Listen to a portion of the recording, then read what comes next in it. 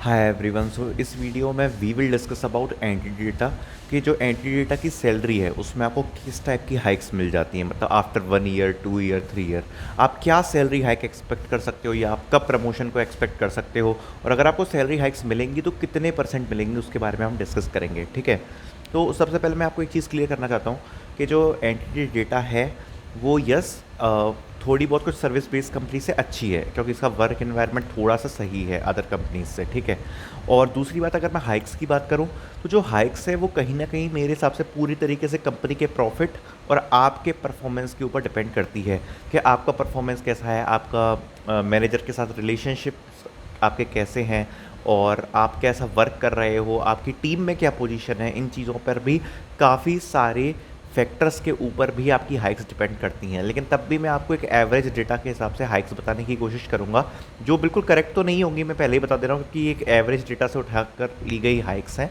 लेकिन कुछ एक्यूरेट होंगी और आप समझ सकते हो कि आपको क्या हाइक्स मिल सकती हैं। ठीक है, और ये जो सारी बातें हैं ये मैंने एंट्री डेटा के ही प्रीवियस एम्प्लॉयज़ से बात करके पता करी हैं, तो आई थिंक ये मोस्ट ऑफ द चीज़ें एक्यूरेट होनी चाहिए। तो स्टार्ट करते हैं।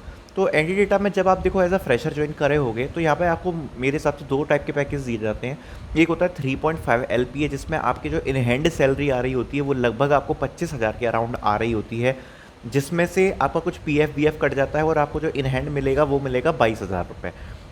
इसी प्रकार से अगर आपका पैकेज 5 लाख से जो दूसरा वाला होता है एंट्री डिजिटल का, तो उसमें जो आपकी इनहेरेंट सैलरी आ रही होगी वो कहीं अराउंड आपकी 34-35,000 के अराउंड आपको हाथ में मिल रही होती है। ठीक है, तो ये होता है सैलरी पैकेज जब आप एज अ फ्रेशर ज्वाइन करते हो एंट्री डेटा को। ठीक है, तो उसके इस पैकेज के बाद आफ्टर कंप्लीशन ऑफ 1 ईयर आप क्या एक्सपेक्ट कर सकते हो।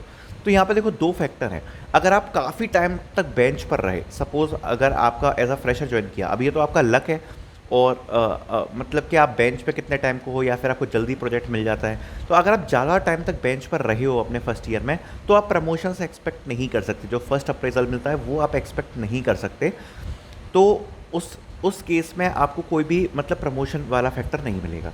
अगर आप बेंच पर नहीं थे और अगर आपने फर्स्ट ईयर में अच्छा काम किया है तो यहाँ पर आप एक पोजीशन प्रमोट कर दिए जाते हो एंट्री डेटा में, और आप अपनी सैलरी हाइक एक्सपेक्ट कर सकते हो 30% तक, मतलब एवरेज 30% तक आपकी जो सैलरी है वो आपको हाइक्स मिल जाएगी। अब 30% हाइक का मतलब क्या है, अगर आपकी सैलरी 25,000 रुपये है तो लगभग वो 6 से 7 हज़ार रुपये बढ़ जाएगी, मतलब 31,000 या 32,000 रुपये हो जाएगी।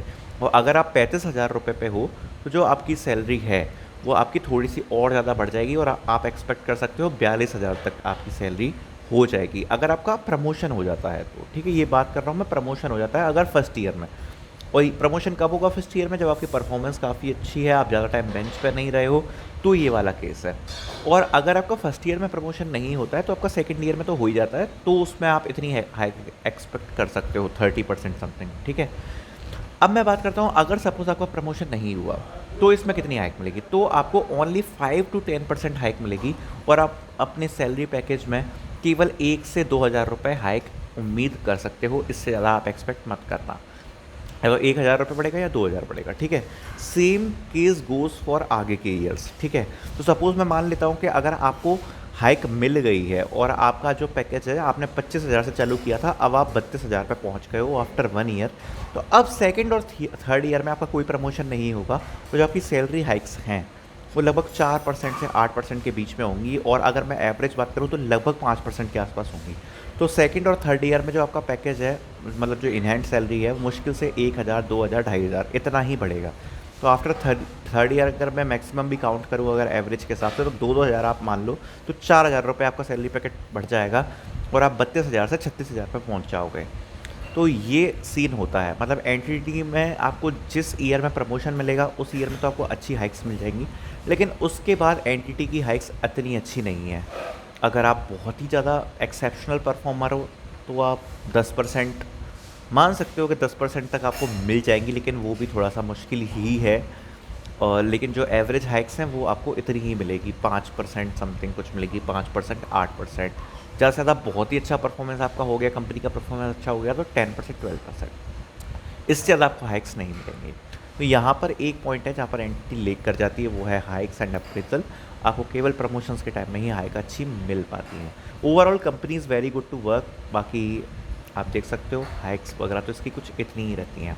तो thank you so much for watching this video. और अगर आपको किसी और कंपनी पे इस टाइप की वीडियो चाहिए हो तो आप कमेंट सेक्शन में बता सकते हो, तो उस वीडियो को भी हम क्रिएट कर देंगे। Thank you.